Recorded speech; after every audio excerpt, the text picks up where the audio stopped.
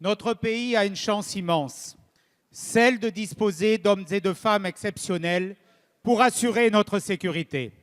Nos policiers, nos gendarmes, nos policiers notamment qui ont démontré une fois de plus leur courage et leur efficacité en neutralisant le terroriste islamiste auteur de ce tragique attentat de Strasbourg.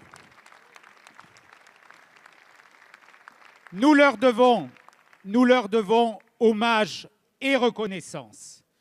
Mais après ces paroles, nos policiers, Monsieur le Premier ministre, attendent des actes. Ils expriment aujourd'hui, vous le savez, un profond malaise et une colère tout aussi profonde. 63 policiers et gendarmes se sont suicidés depuis le début de l'année 2018. Ils sont sous pression du terrorisme, sous pression de la violence, sous pression des manifestations, sous pression des flux migratoires. Aujourd'hui, l'uniforme ne protège plus, mais il expose, et d'autant plus depuis l'assassinat de Magnanville. Depuis 50 ans, Monsieur le Premier ministre, l'effort de la nation pour la sécurité a été divisé par deux. Les policiers travaillent dans des conditions indignes. La réponse pénale n'est pas à la hauteur de leur sacrifice. Nous portons tous, je le dis, une responsabilité dans cette situation. Et c'est pour cela que nous leur devons aujourd'hui une réponse unanime. Monsieur le Premier ministre, les policiers veulent un plan Marshall sur la durée, mais ils veulent aussi un geste immédiat. Nous vous demandons solennellement de leur accorder.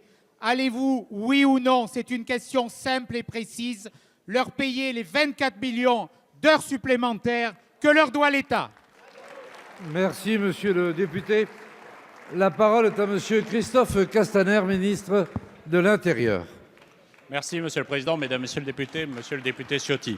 Monsieur le député, merci. Merci de votre question et du ton de votre question, parce qu'effectivement, il n'y a ici, même si nous pouvons avoir des débats, que des femmes et des hommes qui savent l'importance de l'engagement de nos policiers, de nos gendarmes, de l'ensemble de nos forces de sécurité.